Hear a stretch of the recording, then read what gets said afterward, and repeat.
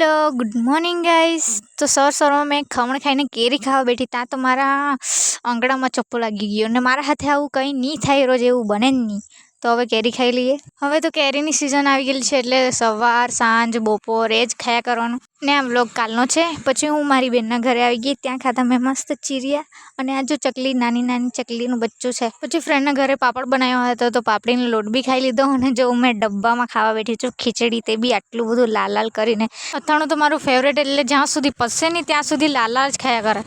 મારી બેન બી કહેશે અમારા ઘરનું અથાણું પતાવી જવાની. પછી કેન્ડી ખાતા ખાતા અમે ગયા મારા ઘરે.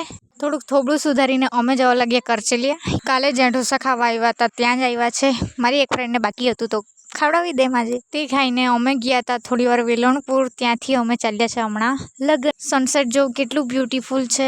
આવી ઠંડી ઠંડી હવામાં ફરવાની મજા આવી જાય. ને વાળ તો જુઓ, અત્યારે જ આટલું બધું ઠૂસેલું છે. અમે આખો દિવસ મેં ઠૂસિયા જ કર્યું છે એ મને ખબર છે, તો બી અમે ચાલ્યા લગ્નમાં ખાવા માટે. મમ્મી માટે કંઈ ખાવા માટે લઈ લેવું પડે ને તો ગાળ પડે ઘરે જઈને. તો અમે લોકો આવા અંધારામાં જઈએ છીએ લગ્નમાં.